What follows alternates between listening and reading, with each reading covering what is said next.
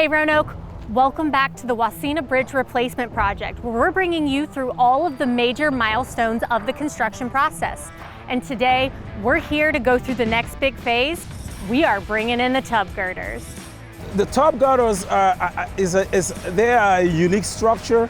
We're using the tub girders because they have better strength and stability, and also they're more efficient to distribute load across the bridge. And also the important thing about the tub girders, they're useful for longer span bridges like the one we're doing right now. They are so massive and simple, but they are, again, tub-shaped beams that, as opposed to having 5 or 6 or 8 beams that span across, you've got 3 very large, very powerful looking steel beams.